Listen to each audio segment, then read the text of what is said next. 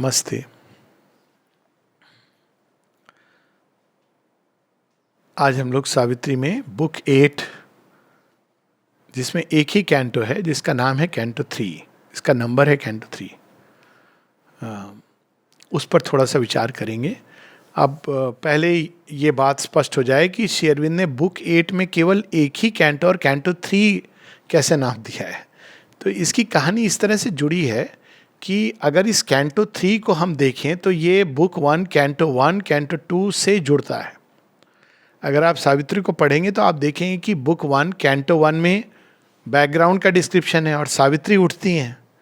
Book 1 canto 2 में कि सावित्री उठ करके विचार करती हैं कि ये दिन जो आने वाला है, उस दिन उनके भाग्य का एक निर्णय होने वाला है, एक भाग्य के साथ मृत्यु के साथ उनको लोहा लेना है। डिवाइन मदर उनके अंदर जागृत होती हैं। उसके बाद कैंटो 3 में अचानक पूरा कथानक बदलता है। सावित्री का जन्म कैसे हुआ ये कहानी प्रारंभ हो जाती है।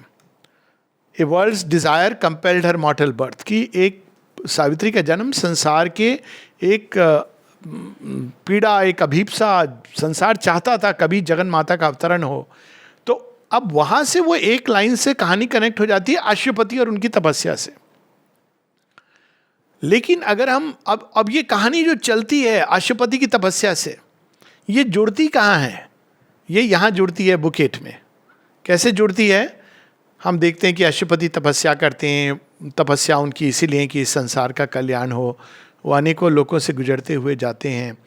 जगन माता से उनका दर्शन होता है, वरदान प्राप्त करते हैं, जगन माता का अवतरण होता है, बड़ी होती हैं। फिर जब एक समय आता है, उपयुक्त समय, विकास होता है उनका, एक उपयुक्त समय आता है, तो अश्वपति कहते हैं कि तुम जाके अपने पार्टनर को ढूंढो। तो ढूंढने निकलती हैं। फिर सत्यवान मिलते हैं। सत्यवान के साथ उनका विवाह निश्चित हो गया है। और विवाह निश्चित होने के बाद नारद आते हैं और नारद कहते हैं कि 1 वर्ष दिया गया है सत्यवान और तुम्हें। और वो निर्णय लेती है कि नहीं, ये 1 वर्ष ही मेरा जीवन है। उसके बाद हम देखते हैं कि सावित्री उस 1 वर्ष को अनंतता तक ले जाने के लिए वो उसको योग तप में बदल देती हैं। तो बुक ऑफ योगा हम लोगों ने पढ़ी। अब लेकिन कहानी कहाँ छूटी थी? बुक 1 कैंटो 2 में छूटी थी। जब जगन माता उठती हैं तो अब उठने के बाद क्या हुआ? अब ये बुक 8 में कनेक्ट होती है। तो कैंटो 3 बुक 8 का संभवतः Shri Aurobindo book 1 canto 2 canto 3 death in the forest, it logically connects. लेकिन उन्होंने डेथ इन द फॉरेस्ट लिखने के बाद अश्वपति का योग इतना एक्सपैंड किया है श्री अरविंद ने कि वो कैंटो 3 पुश होता होता बुक 8 में चला गया। लेकिन वहाँ उन्होंने कैंटो 3 छोड़ दिया। तो एक तरह से ये भूल नहीं है, भगवान से भूल नहीं होती है। ये बहुत इंटरेस्टिंग है बिकॉज अब लोगों को ये स्पष्ट है कि अच्छा अब ये कहानियाँ कनेक्ट हो रही है। देखा जाए तो ये स्पष्ट हो जाता है कि कहानियाँ कनेक्ट हो रही। तो अब ये बुक 1 कैंटो 2 के बाद कैंटो 3 से जो फ्लैशबैक है पूरा, वो अब यहाँ कनेक्ट होता है। Death in the forest, Savitri उठ गई हैं और उनको पता है नियति का यह दिन है जो भाग्य ने चुना है सत्यवान को ले जाने के लिए। अब वो कैसे इसको फेस करती हैं? अब ये उदाहरण है हम लोगों के लिए, जीवंत उदाहरण। एक और हम लोग ये एक्चुअली देखा जाए तो पूरी अभी हम लोग जिससे गुजर रहे हैं, आज किसी को पता चल जाए कि आज मेरी मृत्यु होने वाली, आज ही नहीं, मुझे एक रोग हो गया जिससे मेरी संभावित 1% मृत्यु के चांसेस हैं, तो हम किसको पुकारते हैं? पहले तो सारे डॉक्टरों के नंबर रख लेते हैं, मिनिस्टर्स को, क्योंकि बेड मिले नहीं मिले मिनिस्टर की रिकमेंडेशन से आपको मिलेगा। जमा खर्चा, बैंक बैलेंस, इंश्योरेंस, ये सब हम लोग करते हैं। सावित्री क्या करती हैं? ये मनुष्य को करना चाहिए जो हम नहीं करते। सावित्री ने अपने आप को तप के द्वारा तैयार किया। ये भारतीय विचारधारा है और ये इतनी अद्भुत है क्योंकि ये केवल एक बीमारी में काम नहीं आती है। एक बीमारी में आप हुए, आपने वैक्सीनेशन लगा ली, आप हॉस्पिटल गए, एक बीमारी से आप बच गए, फिर दूसरी बीमारी आएगी, दूसरी बीमारी से भी आप बच गए, तीसरी बीमारी आएगी।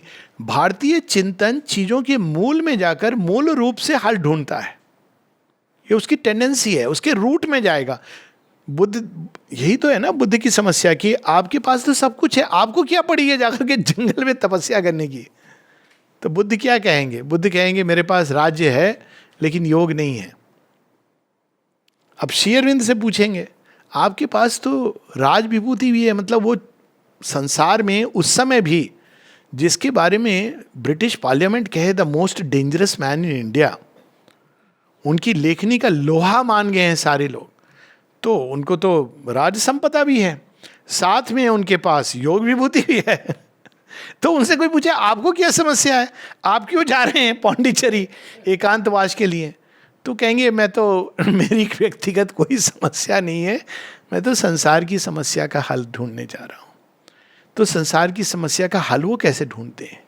हम लोगों को हमेशा ऐसे समय पर जाना चाहिए भारतीय चिंतन में कि जब भी समस्या आई है, सावित्री की समस्या हो, द्रौपदी की समस्या हो, श्री राम और सीता की समस्या हो, आप कभी भी जाइए भारतीय चिंतन में, विचारधारा में, समस्याएं बाहर होती हैं लेकिन भारतीय चिंतन कहता है हल अंदर होता है। और वो अंदर से कैसे आता है? समस्या आती है आपको इवॉल्व करने के लिए, आप इवॉल्व कर जाओ तो आपको समाधान मिलेगा।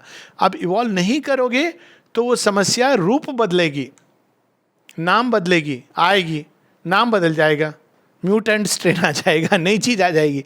तो अब जो स्वार्थी लोग हैं वो कहते हैं हमें इससे क्या, इस सबसे हमें क्या लेना देना, हम बच के निकल जाएं। यही मानसिकता ने मनुष्य को वह बना दिया है जहां वो आज खड़ा है। ये स्वार्थ की मानसिकता है कि मुझे इससे क्या लेना देना, हम बच जाएं। जान बची तो लाखों पाए, लोग कहते हैं ना। वो चाहे लाख पाके भी आप उसको एंजॉय नहीं कर पाए, ये चिंतन। लेकिन भारतीय मानसिकता, राजा परीक्षित की भी कहानी आप कहीं भी देख लीजिए कि ये चैलेंज आया हमें इवॉल्व करने के लिए। तो सावित्री ने वही किया जो हम सबको करना चाहिए, एक मार्गदर्शन किया हम सबका कि अगर हम इस जीवन को देखें तो इसमें अचित, अंधकार, अज्ञान, यही सब भरा हुआ है। और खुशी मिलती है, सुख मिलता है, कितना क्षणिक होता है। यही नचिकेता का संवाद है, यही तो भारतीय चिंतन को अद्भुत बनाता है। नहीं तो अगर हमको वही सब चीजें करनी है जो वेस्टर्न देश में हो रहा है, हम भी एक नई खोज कर लें, तो शेरविंद ने कहा if we go down that line तो हम किसी भी एक highly militarized, industrialized, scientific nation की तरह हो जाएंगे। और हमारा वही हश्र होगा जो जापान का हुआ कि उसने अपनी आत्मा को खो दिया, बाहर से समृद्ध हो गया।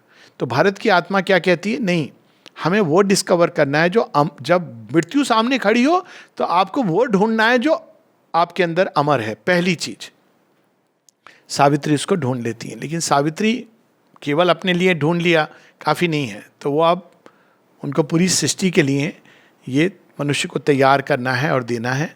तो हम लोगों ने बुक 7 में ये साधना देखी सावित्री की।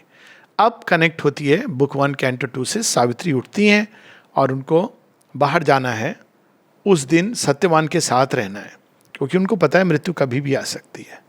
अब देखिए शेरविंद की क्या शब्द यूज करें, नज़ाकत, सेंसिटिविटी, संवेदनशीलता। शेरविंद इसको कैसे प्रेजेंट करते हैं, ये भी एक पोइट की अद्भुत बात है।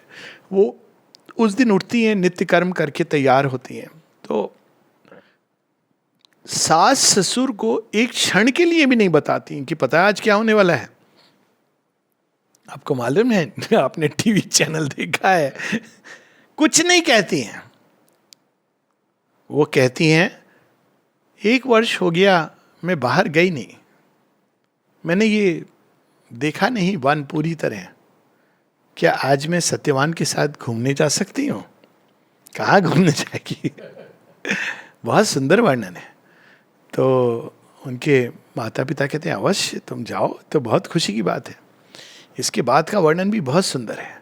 सत्यवान बड़ा प्रसन्न है सावित्री को साथ लेके। अब कंट्रास्ट करते हैं श्री अरविंद इसमें, बहुत जगह कहते हैं ना, जो पेंटर लोग जानते हैं इस बात को, कि जब दो बिल्कुल विपरीत तरह की अवस्थाओं को मिलाया जाए, जैसे उस दिन जगदीश भाई की पेंटिंग फिनिक्स। फिनिक्स क्या है? एक और मृत्यु है, दूसरी ओर नवजन्म है, दोनों चीज़ें एक साथ है फिनिक्स की स्टोरी में। तो उस प्रकार से जब आप कलर्स में मिलाते हैं ना चीज़ों को, दो बिल्कुल भिन्न रसों को, विपरीत रसों को श्री अरविंद यहाँ पे वैसे मिलाते हैं। कई जगह मिलाते हैं सावित्री पुस्तक में, अपनी कई लेखनी में। तो यहाँ पर वो कहते हैं कि सत्यवान की अवस्था, अरे सावित्री साथ में आई हैं, पहली बार में लेके आ रहा हूँ। तो वो क्या करता है, दिखा देखो यहाँ पे ना मैं घूमता था ऐसे, देखो यहाँ पे मैं छोटा था तो यहाँ वो देखो उस चिड़िया की आवाज़ सुनो, वो चिड़िया ऐसे कह रही है ना, चहचहा रही है, इसी को सुन करके मैं बड़ा हुआ हूँ। देखो ये जलप्रपात को देखो, तो वो जगह जगह दिखा रहा है बड़ा खुश होता हुआ। और वहीं सावित्री के अंदर क्या चल रहा है, ये क्षण कहीं ये अंतिम क्षण ना हो। अब वो उस एक एक क्षण को सेवर कर रही हैं, अपने अंदर आत्मसात कर रही हैं। देखिए कंट्रास्ट देखिए। लेकिन वो एक क्षण को भी सत्यवान को भयभीत नहीं करती हैं। ये होता है आर्य भूमि की संतान, ना खुद भय खाती है ना किसी को भयभीत करती है। इस भाव से सावित्री जाती हैं। और फिर वर्णन है कि सत्यवान पेड़ काट रहा है। आप देखिए श्री अरविंद कैसे संकेत लाते हैं तरह तरह के।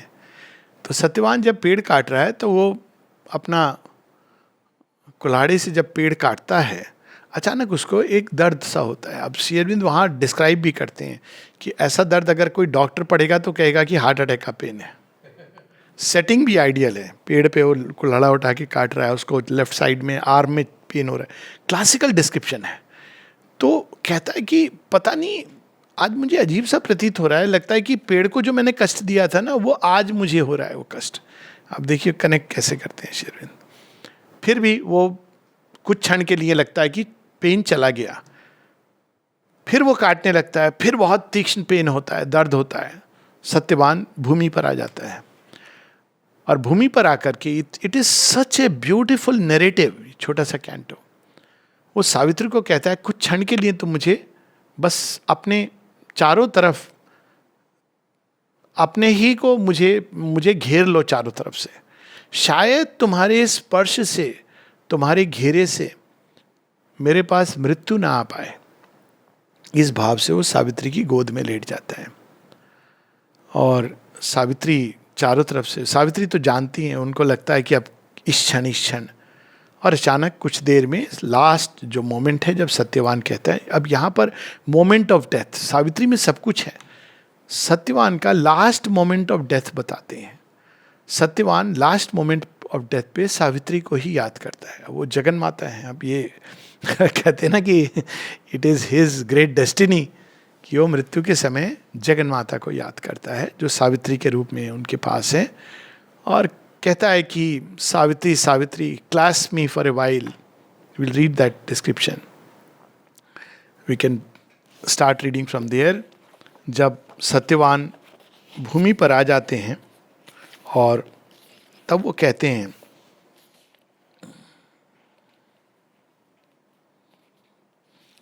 जस्ट फ्यू लाइन्स, पेज 563 563 पर, toward the end. Her life was now in seconds, not in hours. क्यों? क्योंकि किसी भी क्षण मृत्यु आ सकती है। देखिए, at every moment she economized like a pale merchant leaned above his store, the miser of his poor remaining gold. Gold कौन है? उनका सत्यवान। तो जैसे एक मर्चेंट, एक व्यापारी, मेरा सोने की गिन्नी कहीं चली ना जाए, तो इस प्रकार से सत्यवान को चारों तरफ से घेरे हुए हैं कि ये नहीं जाना चाहिए। But Satyavan wielded a joyous axe. Satyavan तो बिजी था। He sang high snatches of a sage's chant that pealed of conquered death and demons slain. अब वो पूरा मूड ऐसा है। एक आर्टिस्ट की एक बड़ी इंटरेस्टिंग बात होती है कि वो केवल वो चीज़, कोई भी चीज़ जो होती है ना, ये आर्ट हमें सिखाती है, वो बैकग्राउंड के कंटेक्स्ट में आती है। इस सत्य को कई बार भूल गए हैं लोग। एक बड़ी सुंदर एक पेंटिंग की बात आई थी कि एक पिक्चर जिसको रिवार्ड दिया गया best picture for depicting peace. तो पिक्चर क्या थी? वो फोटोग्राफ था। फोटोग्राफ में दिखाया कि एक भयंकर बारिश हो रही है, थंडर हो रहा है। अब इसमें पीस कहाँ है? लेकिन उस फोटोग्राफ को आप क्लोज लुक में देखेंगे तो देखेंगे कि एक चिड़िया अपने घोंसले में बैठी हुई है, शांति से बैठी हुई है।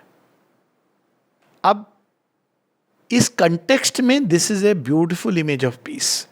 अगर आप कंटेक्स्ट हटा देंगे पीछे से बैकग्राउंड की, ये थंडर हो रहा है, स्टॉर्म हो रहा है, लाइटनिंग हो रही है, then this is routine, it's not peace. तो वो जो कंटेक्स्ट होता है, आप देखिए सत्यवान वहां गीत गा रहा है. क्या गीत गा रहा है? Of conquered death and demon slain. श्रद्धा है उसके अंदर. And sometimes pause to cry to her sweet speech of love and mockery tenderer than love. अब ये देखिए श्री अरविंद को देख के भोले बाबा अनंतता में आपने कभी ध्यान कीजिए, लव एंड मॉकरी. मॉकरी क्या है? ताना. लेकिन वो ताना क्या है? Tenderer then love. प्रेम का ही एक हिस्सा है, टेंडरर देन लव. सो इस प्रकार से वर्णन करते हुए और फिर वो बताते हैं कि ये मुझे पेन हो रहा है, दर्द हो रहा है. अब एक ग्रेट व्यक्ति की परीक्षा की घड़ी में उसकी ग्रेटनेस सामने आती है.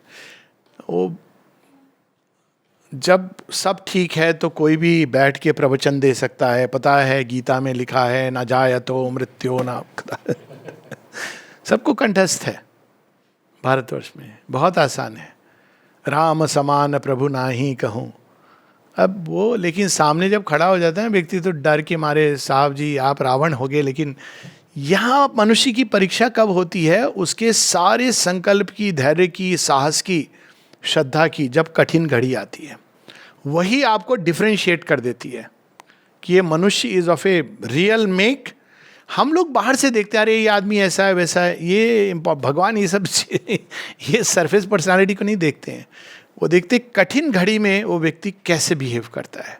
वो एक परीक्षा की घड़ी. तो सावित्री के जीवन में एक कठिन घड़ी आई है. तो सावित्री का रिस्पॉन्स देखिए. जब वो कहता है Savitri, a pang cleaves through my head and breast as if the axe were piercing it and not the living branch. और ऐसा कहता हुआ, such agony rends me as the tree must feel when it is sundered and must lose its life. A while let me lay my head upon thy lap and guard me with thy hands from evil fate.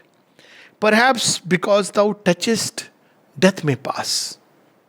अब ऐसे समय सावित्री की क्या response? एक साधारण व्यक्ति, अरे क्या हुआ, क्या होने वाला है, चलो इसको बुलाएं, उसको डॉक्टर को, ये करूं वो करूं, घबरा के, अच्छा क्या हो रहा है. ये भय का रिस्पॉन्स साधारण मनुष्य का. और जो सेम सिचुएशंस आती हैं, ऑर्डिनरी और एक्स्ट्रा ऑर्डिनरी व्यक्ति में अंतर क्या होता है? ये नहीं कि एक्स्ट्रा ऑर्डिनरी व्यक्ति कोई एक्स्ट्रा ऑर्डिनरी चीज करने से बनता है. एक्स्ट्रा ऑर्डिनरी व्यक्ति साधारण घटनाओं में एक्स्ट्रा ऑर्डिनरी व्यवहार करता है, एक्स्ट्रा ऑर्डिनरी एटीट्यूड से फेस करता है. सेम उसके जीवन में भी सेम. अगर राम जी के जीवन में आप देखें, कृष्ण जी के जीवन में भी देखें, उस समय के हिसाब से मारपीट, ये राजा, थ्रोन, दिस इज नॉर्मल घटनाक्रम. लेकिन श्री कृष्ण कृष्ण है क्योंकि उन्होंने जिस तरह से इन चीज़ों को लिया, अगर केवल हम उनके जीवन को देखें अद्भुत प्रेरणा मिलती है. तो यहाँ सावित्री का रिएक्शन देखिए.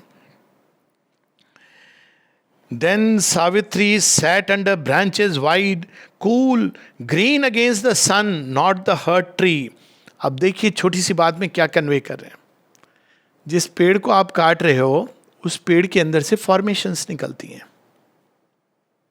आप जब किसी ऑब्जेक्ट को मिसट्रीट करते हैं, अपने घर में व्यक्ति को मिसट्रीट करते हैं, इलविल थ्रो करते हैं, तो अब देखिए श्री अरविंद एक लाइन में क्या बता रहे हैं कि वो बैठती हैं एक ट्री के ग्रीन के नीचे, बट उस हर्ट ट्री के नीचे नहीं, क्योंकि वो तो खुश नहीं है कि मेरी ब्रांचेस को आप काट रहे हो तो अच्छी वाइब्रेशंस नहीं देगा, ऊर्जा नहीं देगा. बट लीन्ड विच हिज कीन x had cloven that she शंड. अब ये दो चीजें क्यों बोल रहे हैं श्री अरविंद? वो तो कह सकते हैं कि भाई उन्होंने पेड़ के छां के नीचे बैठ गई. यहाँ डिस्क्राइब कर रहे हैं कि उसको सावित्री ने शन किया. यानी सचेतनता देखिए कि इसी वृक्ष के नीचे मैं नहीं बैठूंगी जिसको सत्यवान काट रहा था, उसको उन्होंने शन किया. लेकिन कहाँ बैठी? But leaned beneath A fortunate kingly trunk, she guarded him in her bosom and strove to soothe his anguished brow and body with her hands. All grief and fear were dead within her now, and a great calm had fallen. The wish to lessen his suffering, the impulse that opposes pain, where the one mortal feeling left, it passed. So अब ये हमारी response होनी चाहिए. जब कोई पीड़ा में है, कष्ट में है, हम लोग पीड़ा बढ़ाते हैं, कष्ट बढ़ाते हैं, क्या हो गया आपको? अच्छा, कोरोना हो गया। पहली बात पूछते हैं, आपका ऑक्सीजन कितना है? अब उसने बोल दिया अगर मेरा ऑक्सीजन 95, ओ माय गॉड, आपने डॉक्टर से कंसल्ट किया? ये क्या है?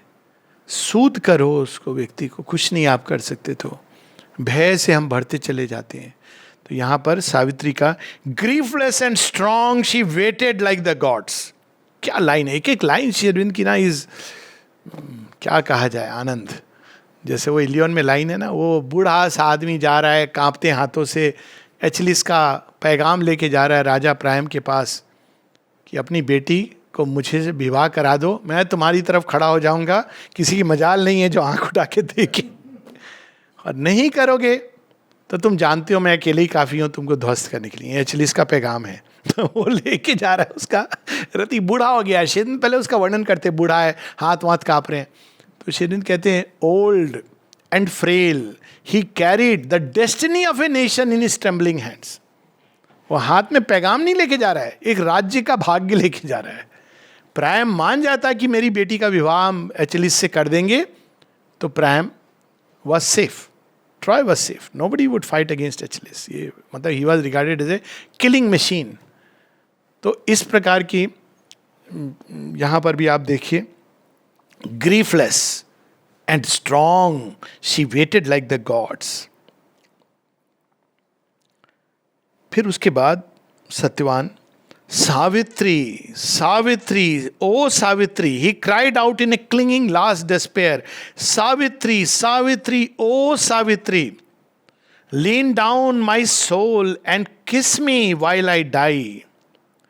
And even as her pallid lips pressed his failed, losing last sweetness of response, his cheek pressed down her golden arm. She sought his mouth still with her living mouth, as if she could persuade his soul back with her kiss. Then grew aware they were no more alone. Something had come there, conscious, vast and dire. लगता है ये बहुत सुंदर सुंदर वर्णन है ही, है बहुत अद्भुत वर्णन है।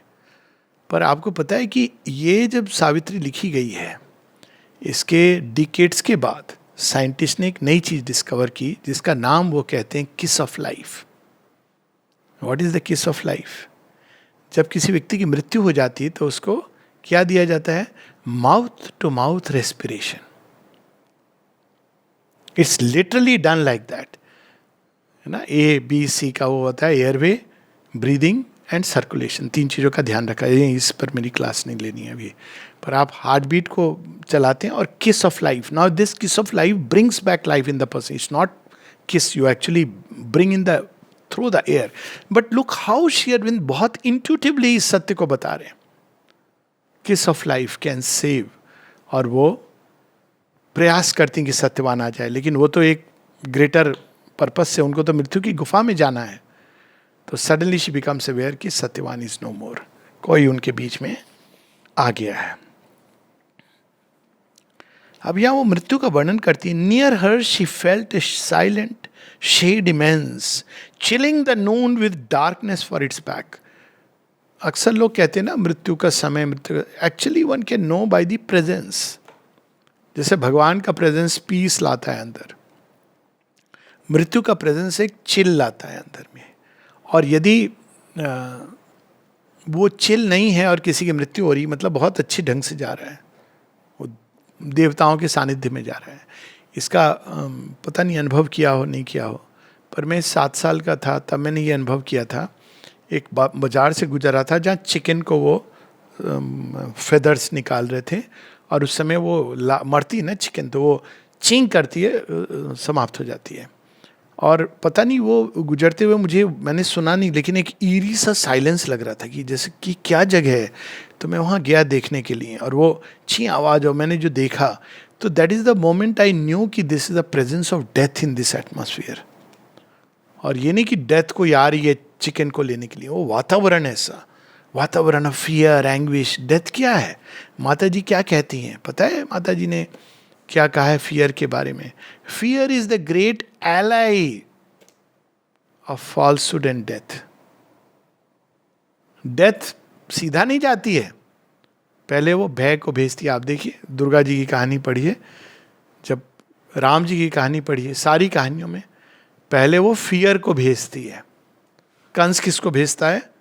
चाणूर और मुष्टिक को, जाओ पहले तुम जरा इनको भयभीत करो। ये पता नहीं कि भय भंजन वहां पर खड़े हुए हैं। तो पहले वो भय को भेजता है। अगर आप भय की चपेट में आ जाते हैं तो अब वो पास में खड़ी हुई है, कहती है अच्छा इसको पकड़ लिया तुमने, पाश जो कहते हैं ना, यम का पाश, बंध गया बंदा, फियर में, भय में लपेट लिया गया है। तो अब वो मृत्यु कहती है अब मैं आ रही हूँ, चलो। कहते हैं हाँ मैं तो डरी हुई तो चल। माने फियर के बारे में कहा है, fear is the greatest impurity. देखिए हम लोग किन किन चीज़ों को इम्प्योरिटी इम्प्योरिटी बोलते रहते हैं। खाना आपने बाहर खा लिया तो इम्प्योरिटी हो गई, कपड़े आपने दूसरे रंग के पहन लिए तो इम्प्योरिटी हो गई। The greatest impurity is fear. तो वहाँ पे वो भय का वातावरण लेके, an awful hush had fallen upon the place, there was no cry of birds, no voice of beast. क्योंकि वो अनुभव करते हैं, इसीलिए जब हम छोटे थे तो ये कहा जाता था कि कुत्ते रोने लगते हैं, सियार रोने लगते हैं, बिल्लियाँ रोने लगती हैं। तो मैंने इस पर साइंटिफिक ऑब्जर्वेशन भी किया कि सच में ऐसा होता है। कभी कुत्ता रोता है तो कहते थे, अब देखिए सुपरस्टिशन कैसे डेवलप होते हैं। अब इसके पीछे सत्य क्या है? सत्य केवल इतना है कि पशुओं को ये उपस्थितियाँ जल्दी महसूस होती हैं। Cats are very sensitive to vital forces. अब ये एक सत्य है, लेकिन आप जब उसका नियम बना देते हो कि कुत्ता रो रहा है, अब वो बेचारे को पीड़ा हो रही होगी तो रो रहा है। तो मेरा तो ऑब्जर्वेशन यही था, तो मैंने तो बड़े साइंटिफिकली डिक्लेयर किया ऐसा कुछ नहीं होता है कुत्ते के रोने से। कहा नहीं जिसका नाम लेते, मैंने कहा मैं तो अपना नाम ले रहा था जानबूझ के। उस समय वैज्ञानिक मानना कि मैं अपना ही नाम ले रहा था कि देखें कुत्ता रो रहा है, अभी मैं अपना नाम लेता हूँ, कुछ होता है कि नहीं होता है। तो अब उन्होंने कहा नहीं कोई और अगर तुम्हें बुलाता। मैंने कहा ये तो भाई ज़बरदस्ती की बात है। एक्चुअली अब रात को कुत्ते ठंड में रोते हैं। रोते हैं, फैक्ट है ये। तो अब कभी कभी वो बेचारे ऐसे ही रोते हैं, कभी कभी बहुत सारी चीज़ें हैं वो महसूस करते हैं वातावरण में, हर तरह की फोर्सेस, तो रोते हैं। पर ये नियम बना देना वो सुपरस्टिशन बन जाता है। कुत्ता रो रहा है तो नाम मत लो किसी का। हमारे घर में ये बताया गया था नाम मत लेना किसी का, क्योंकि उस समय नाम लोगे तो यमराज आ जाते हैं, वो घूम रहे हैं वहाँ लोकेलिटी में। तो आपने नाम लिया तो वो कहते हैं अरे वाह इसी का नाम, वो उनके एक कॉइन फेंका होता है, जिसका नाम लिया वो उसी को पकड़ करके ले जाते हैं। It is not like that. लेकिन बीस्ट अनुभव करते हैं तो वहाँ एक चिल साइलेंस आ जाता है। ये एक आप देखिए, आप पहली चीज़ जो मैंने नोटिस की थी, एक चीज़ जो अमेरिका गया था, सब बड़ा सुंदर है, मटेरियल ब्यूटी है। फिर मैंने कहा चिड़िया कोई चहचहाती क्यों नहीं है? हाँ वो पता है। तो मैंने पूछा कि चिड़िया यहाँ चहचहाती क्यों नहीं है? नहीं, उनको मार दिया गया है। क्यों? कई कारण बताए जो भी। अब भारतवर्ष में हम लोग को आदत है कुत्ते का भौंकना, बिल्ली का म्याऊं, चिड़िया का चहचहाना, मनुष्यों की आवाज़ें, दूध वाला। मज़ा आता है ना, वार्मथ, जीवन आपके पास हर एक सेंस से अंदर आता है। स्मेल्स, घर में कोई इडली बन रही है, फूल हैं, आपको ये सब कोई भजन गा रहा है। ये होता है ना भारतवर्ष में, जब आप उठते हैं तो पूरी इंद्रियों के साथ जगते हैं। हाँ पर एक अलार्म बज रहा है, आपने उसको बंद कर दिया उठ के, कोई आपको दूध देने वाला नहीं है, आप खुद जाइए गर्म करिए। इसका अनुभव हुआ था। नाम नहीं लूँगा, कहीं गया अमेरिका में, रात तो पहुँचा, 2 बजे कैसे पहुँचा वो एक अलग बात है। और जब पहुँचा तो मिल गए, उन्होंने कहा सुबह हम लोग तो ये व्यस्त रहते हैं, किचन में ब्रेड रखी है, वो जो कुछ है वहाँ पर है। मुझे कुछ पता नहीं है ब्रेड कहाँ, कैसे गर्म करना है, किस चीज़ में लाना है। अब होता है ना आपकी ओरिएंटेशन अलग होती है, वहाँ पे कैसे ब्रेड। तो मैंने कहा ब्रेड मिल जाए, तो देखा मैंने ब्रेड खोज से बनाना मिल गया। तो मैंने कहा बस हमारी तो वो ख़त्म हो गई। तो बनाना उनाना खा के हम बैठ गए। फिर वो अपना घूम फिर के आए तो कहा so how was the breakfast. मैंने कहा आई हैड बनाना। तो चाय चलो, यू डिडंट हैव टी। मैंने कहा टी तो बहुत दूर की बात है, हमसे ब्रेड ही नहीं मिली। तो ये होता है ना, एक ओरिएंटेशन होता है लाइफ का। तो ये फोर्सेस जब आती हैं तो वातावरण में उनके एक अलग एटमॉस्फेयर होता है, एक चिल एटमॉस्फेयर होता है। तो वो चिल एटमॉस्फेयर को डिस्क्राइब करते हैं। यानी ये सारी चीज़ों के प्रति हमको सचेत होना है कि एक एक जगह का वातावरण कैसा, हॉस्पिटल के एटमॉस्फेयर की, वेंटिलेटर जहाँ चल रहे होते हैं, पता नहीं, I think you have had the experience कि वेंटिलेटर, जब जहाँ पे लोग कहते हैं ना वेंटिलेटर बेड वेंटिलेटर बेड, आप एक बार जा करके देख लो, आप दोबारा जिंदगी में कब बोलोगे मैं घर में रह के चला जाऊंगा, then go to an ventilator bed. वो जो आवाज़ें होती हैं, जो जिस तरह की ना मशीन की, आपको लगता है ज़िंदगी उसमें कैद हो गई है, एक राक्षस के हाथ में है, वो जब चाहे आपका गला घोंट देगा। The whole atmosphere is so horrifying with all that smell. Hospital की एक स्मेल होती है ना, आप जाती है आपको लगता है बीमार हो गए आप जब तो ये वातावरण का एक असर। तो यहाँ उसका वर्णन कर रहे हैं कि there was no cry of birds, the voice of beast, a terror and an anguish filled the world, as if annihilation's mystery had taken a sensible form. और इस प्रकार से अंत में वो श्री अरविंद बताते हैं डेथ क्या है? The wordless meaning of its deep regard, rejecting with calm disdain nature's delight. जब आप अवसाद की ओर जा रहे हो ना, तो माता जी बताती हैं pessimism and despair are the tale of the devil. जब वो भय से आपको नहीं मार पाता तो अवसाद लाता है, डिप्रेशन, दैट्स वन बी। तो ये सब उसके अस्त्र हैं, अस्त्र शस्त्र हैं जो आप देखते हो, नाग पाश में बांध दिया, तो ये सारे अस्त्र हैं जिसके द्वारा तो इस प्रकार से वो अटैक करता है। Looked out on all from formidable eyes, contemning all with its unbearable gaze. It saw in its immense destroying thought all things and beings as a pitiful dream. हम लोग तो यही सुनते आए कि संसार एक स्वप्न है। दो प्रकार से आप इसको कह सकते हैं। स्वप्न सत्य है, स्वप्न है जो सत्य की तरफ जा रहा है। एक तो स्वप्न वो होता है जो आप रियलाइज करते हो, दूसरा जब आप कहते हो कि ये तो सब सपना है, तो मृत्यु बोल रही है। देखिए डिफरेंस, मृत्यु इको कर रही है उसी चीज को। मृत्यु क्या है? इको। अब इको में आपने देखा होगा, पहाड़ों के बीच में आपने इको कही होगी ना, तो आप देखें कि वो इको क्या होती है, एक हल्का सा वर्ड ट्विस्ट हो जाता है साउंड। आपने कहा राम, तो वहाँ से आवाज आम आम आम ऐसे आती है, आपको लग रहा है कि वो इको हो रही, इको नहीं हो रही है, उसने जरा सा डिस्टॉर्ट कर दिया। तो ये जो डार्कनेस है, जो असुर है, वो सत्य को ही पकड़ता है, उसको हल्का सा ट्विस्ट करता है, और ट्विस्ट करके वो, अब वो क्या कह रहा है, पिटिएबल नाइटमेयर, ये क्या है, मनुष्य इसमें जी रहे हैं, जब मेरे पास आ जाओ, मैं तुम्हें शांति दूंगा, इस प्रकार से। और इसी में फंस के कुछ लोग उलझ के अल्टीमेटली आत्महनन का प्रयास करते हैं। And life that would be forever but never was, and its brief and vain recurrence without cease. As if from silence without form or name, the shadow of a remote, uncaring God. अब Sherwin देखिए, who is he? He is a God.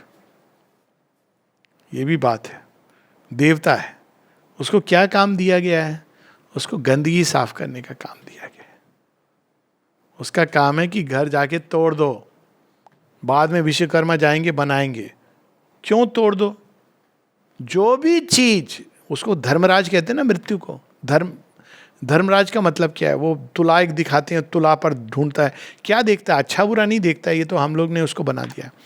वो केवल इतना देखता है, वो कहता है 2 लाइन में आ जाओ, तुम्हारे सारे कर्म भाव सबको, जो सत्य से जुड़ा था वो एक तरफ आ जाओ, उसको टच नहीं कर सकता है।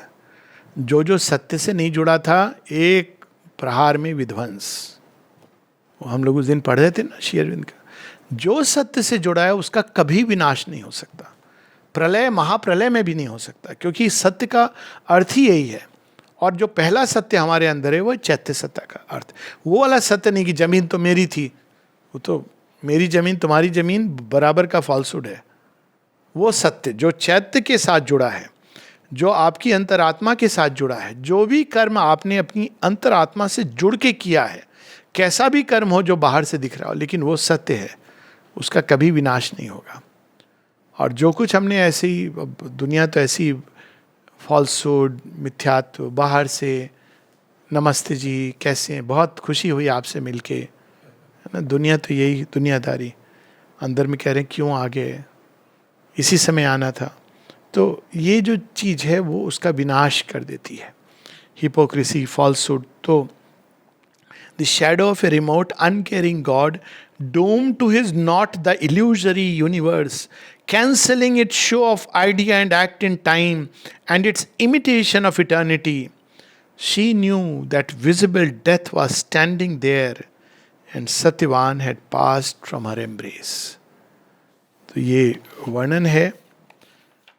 हम लोग यहीं रुकेंगे. इसके पहले वो सब है कि वो मृत्यु कहती है कि तुम लूजन करो अपनी ग्रास्प को. तुम्हारा जो जिसको प्रेम करती है वो सफ़र कर रहा है. तो मोमेंट ऑफ डेथ पे इसमें जो कैंटो में कई चीज़ें हैं, पर एक आध चीज़ जो बड़ी इंपॉर्टेंट है, मृत्यु का क्षण बहुत इंपॉर्टेंट है. गीता भी इसकी बात करती है. तो श्री अरविंद से किसी ने कहा तब तो बहुत अच्छा है, हम मृत्यु के समय पर याद कर लें. तो पुराने समय में लोग बच्चों का नाम भगवान के नाम से रखते थे. तो बुलाएंगे बच्चे को, और भजन भी एक तरह का कि अजामिल अधम में न थी क्या बुराई, मगर मौत की जब घड़ी उसके आई, तो बेटे नारायण को थी रट लगाई. तुरंत खुल गए उसके वैकुंठ द्वारे, हरे नाथ गोविंद. ये है ना, ये सुना, ये भजन नहीं सुना है ना, कि अजामिल नाम का एक कसाई है, पूरी जिंदगी उसने मारा पीटी की है. अब पता नहीं अजामिल, अब लगता था मुस्लिम नेम है, लेकिन उस समय तो मुस्लिम थे नहीं, लेकिन बेटे का नाम उसने नारायण रख दिया. अब मर रहा था तो उसने बेटा को बोलने नारायण नारायण. अब बेटा आया, लेकिन नारायण भी आ गए, मेरा नाम ले रहा है. तो भगवान प्रकट हो गए तो वैकुंठ चला गया. तो किसी ने, अब ये सब चीज़ें, ये एक ऐसे नहीं होता है इतना सिंपल. शेरविन से किसी ने पूछा, तो शेरविंद कहते हैं it is not like a last minute retribution की तुमने ज़िंदगी में जैसे भी जिए, लास्ट मिनट तुमने कह दिया भगवान का नाम. और शेरविंद कहते हैं कि तुम नहीं कह सकते हो. गरुड़ पुराण जब आप पढ़ेंगे तो आप देखेंगे इस चीज़ को, उसमें जो वर्णन है ना भय, जो मृत्यु का, कि धरती नीचे हो जाती है, आकाश पर नहीं, धरती तो नीचे ही होती है, सॉरी, धरती ऊपर हो जाती है, आकाश नहीं, सब डिसोरिएंटेशन हो जाता है. उस समय आपको भगवान नहीं याद आते हैं. उस समय तो कहाँ स्थिर हो जाऊं, तो किसको याद आएंगे भगवान? जिसने पूरे जीवन माँ माँ माँ करके जिया है, तो उसके लिए बहुत सरल है. जिसने जीवन में सुख में दुख में हर अवस्था में माँ माँ माँ माँ यही कहना सीखा, तो उसको जब मृत्यु की घड़ी भी आती है माँ. लेकिन अगर आपने, माने किसी ने भी अगर ऐसे जीवन नहीं जिया है, सारे जीवन माँ की जगह मैं करता रहा, तो मृत्यु के समय भी वो कहेगा मेरा बच्चा, मेरा ये, मेरा वो, मेरी वसीयत, मेरी फजीयत, सब कह देगा. जिंदगी में वो मैं ही करता रहा. तो मृत्यु का क्षण देखिए, सत्यवान क्या कहता है. सत्यवान को कोई याद नहीं आता है उस समय. सत्यवान को वो याद आते हैं जिससे वो कर्तव्य से नहीं, प्रेम से बंधा है. कर्तव्य से वो अपने माता पिता से बंधा है, लेकिन जो प्रेम, गहन प्रेम का जो बंधन है, इसमें ये भी हिंट है. क्योंकि अदरवाइज लोग कहेंगे कि ये तो बहुत अच्छा है भाई, सत्यवान की तो विवाह ही सावित्री से हुआ था, तो नेचुरल था. बात इसकी नहीं है. बात ये कि सत्यवान ने जिस तरह से सावित्री को प्रेम किया, वो आप पीछे जाके जब देखते हैं हम लोग बुक 5 में, तो सत्यवान क्या कहते हैं सावित्री को देख के, I see the world mother in you. ये केवल एक लिखने की का तरीका नहीं है. अब पुराने समय में ये चीज़ हमारे कल्चर में चली गई थी. घर में वो आई, लक्ष्मी देवी आई हैं. जब आप जीवन को इस तरह से देखना शुरू करते हो, स्वामी विवेकानंद ने कहा ना, treat all women as devi, that is the ultimate tantra. शेरविंद कहते हैं yes there is a truth in it, क्योंकि वो तंत्र सार में लिखा है, पर कहते हैं ट्रीट एवरीबडी एज गॉड्स. तब जब आप इस भाव से जीवन से जुड़ते हो, कम से कम सत्यवान ने सावित्री के साथ इस भाव से जुड़ गया था कि you are the world mother. और इस भाव से वो जुड़ता है, उस प्रेम के साथ. जब वो सावित्री को बुलाता है तो always in his mind Savitri is a goddess. तभी तो कहता है मुझे बचा लो. उस समय सत्यवान कोई ये नहीं कहते हैं कि अच्छा सावित्री हमारा हो गया समय, ओम, ऐसे नहीं करते हैं. ये सब जो हम लोगों ने अभी शुरू कर दिया ना, एक बड़ा निराकार टाइप का एक लुक एट द ब्यूटी, नहीं, look at the perfection of the whole thing, कि जीवन के बीच में ही हम उस स्वर को ढूंढ सकते हैं, अलग होके नहीं. अभी इस तरह से बैठ करके इस मुद्रा में आपके अंदर जो शुद्ध प्रेम है जिसके साथ वो जुड़ा है, और सावित्री, आप ऑफ कोर्स हम लोगों के लिए माँ हैं, पर एक कितना विशाल लैंडस्केप है। तो मृत्यु का क्षण बहुत इंपॉर्टेंट होता है, क्योंकि उस समय जो हमारी चेतना है गहन भूत होती है और घनीभूत होती है, और उस समय वो इतनी कंसेंट्रेट होती है उस मोमेंट पे कि अगर आप चाहें तो पूरी कॉन्शियसनेस को प्रोजेक्ट कर सकते हैं in a state of in a state, पूरी कॉन्शियसनेस को, बिकॉज वो कंसेंट्रेटेड हो गई है। देखा है जब दर्द होता है तो क्या होता है, पूरी कॉन्शियसनेस आपकी एक जगह कंसेंट्रेट हो जाती है। तो because the consciousness, entire consciousness is concentrated, उस समय हम जिसके बारे में सोचते हैं हम उधर चले जाते हैं। धन के बारे में सोचते हैं, सारी जिंदगी धन धन, तो उसके बाद हो जाता है धन धनाधन। सांप के वहाँ जा ढूंढोगे आप कहाँ, बैंक में जाकर के लॉकर के अंदर, क्योंकि आप धन पूरे जीवन ये करते रहे। तो उस प्रकार से जब जीवन जीते हैं तो अंतिम क्षण बहुत सुंदर होता है। मृत्यु भय की चीज नहीं है। हम ये कहें कि भय ही मृत्यु है। मृत्यु भय की चीज नहीं। अगर भारतवर्ष में देखें तो मृत्यु क्या है, आप मटकी फूटी ना, जो बीइंग है वो तो आपकी कार ही टूटी ना। अगर कार टूट जाए या स्कूटर टूट जाए, साइकिल टूट जाए, तो आप क्या कहते हो, अरे तेरा तो महाविनाश हो गया, ऐसे थोड़ी कहते हो। कहते तो चल तेरा नुकसान हुआ लेकिन आ जाएगी दूसरी, थोड़ा पैसे और जमा कर लेना, यही कहते हैं ना। शेरविंद जी कहते हैं I have already paid the money for the new dress and better dress, Ishavasya Upanishad में, कि तुम मुझे मारोगे। एक वो मतलब ब्रिटिश साम्राज्य को कह रहे हैं, तुम मुझे मारोगे, तुम क्या समझते हो मैं ये कॉर्पस्कुल्स हूँ, एनिमलक्यूल्स हूँ, तुम मुझे मारने का साहस करते हो, मुझे जज करने का साहस करते हो, तुम मुझे नहीं मार सकते।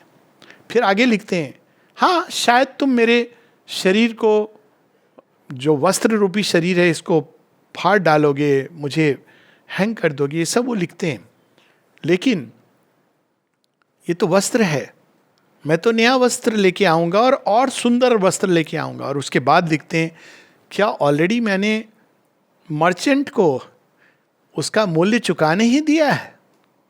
जब आपने एक सुंदर जीवन जिया है, जगत कल्याण के लिए जिया है, फॉरगेट अबाउट इवन डिवाइन, तो अब क्या चिंता है, भगवान आपको और सुंदर वस्त्र दे के भेजेंगे। समस्या क्या है, मृत्यु से भय कैसा है, किस बात का भय है, जो अंत नहीं, भय हमारी सीमित पर्सनालिटी का भय।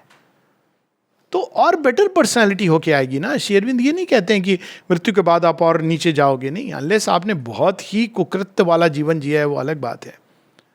उसमें भी रेट्रोग्रेशन केवल गीता पासिंगली मेंशन करती है। शेरविंद से पूछा गया था, गीता तो रेट्रोग्रेशन की बात करती है, आसुरिक योनि, अधम गति, तो कहते हैं हाँ बट वो भी एक अप स्विंग लाने के लिए, बट अदरवाइज हम प्रोग्रेस करते जाते हैं। तो फिर समस्या क्या है, आप बोलोगे कि नहीं पर ये लोग, आप तो भूल जाओगे 10 दिन बाद, उन लोगों की प्रॉब्लम है जो रहेंगे, जो जा रहा है उसकी प्रॉब्लम नहीं है, वो तो फ्यू डेज की बात है, भूल जाएगा वो, फिर कहाँ जाएगा। मुझे बेखुदी कि तूने बड़ी चाशनी चटाई, भगवान की गोद में जाएगा, शहद पिलाएंगे आपको, सुला देंगे थोड़ी देर, फिर आप जागोगे, वहाँ कौन से माता पिता, हस्बैंड वाइफ, बच्चे, आप बोलोगे कहिए सर क्या करें हम, माँ पिता कहेंगे जाओ वहाँ, अच्छा वहाँ आप जाओगे, नया एडवेंचर। इसमें भय की क्या बात है। कम से कम एक भारतवर्ष में जहाँ गीता का इतना प्रचलन है, जहाँ पुनर्जन्म को हम मानते हैं, और माँ श्री अरविंद के अनुयायी, मृत्यु का भय इज रियली बियॉन्ड कॉम्प्रिहेंशन। समझ नहीं आता है ये कौन सा पाश है, जादू है, काला जादू, कि मृत्यु से हम भयभीत होते हैं। मृत्यु भय की चीज नहीं है, मृत्यु विजय करनी है, वो एक अलग बात है। इसलिए नहीं कि हम डरते हैं मृत्यु से। माता जी ये बताती हैं कि मृत्यु पर से ना हमें डरना चाहिए, ना हमें मृत्यु की कामना करनी चाहिए। और फिर माँ कहती है मृत्यु पर विजय हमारा लक्ष्य है, लेकिन यदि पैराडॉक्स ये है कि यदि आप मृत्यु से डरते हैं तो आप विजय नहीं प्राप्त कर सकते, वो पहले ही डिस्क्वालीफायर हो गया। तो अब आगे की यात्रा सावित्री की मृत्यु पर विजय के अभियान की है, और वो केवल कोई व्यक्तिगत उससे नहीं कि अरे बच जाए मेरा सत्यवान ये पर्पस नहीं है। मृत्यु पर विजय का अर्थ है उन सभी शक्तियों पर विजय जो अचित अंधकार की शक्तियां हैं, जिन्होंने जड़ तत्व को अपने पाश में बांध रखा है। फिजिकल बॉडी वो लास्ट फोर्ट्रेस है अंधकार की शक्तियों का। इसलिए मृत्यु पर विजय आवश्यक है, क्योंकि हर कोने से चेज आउट हो जानी चाहिए अंधकार, but physical body is the last fortress of darkness. नमस्ते।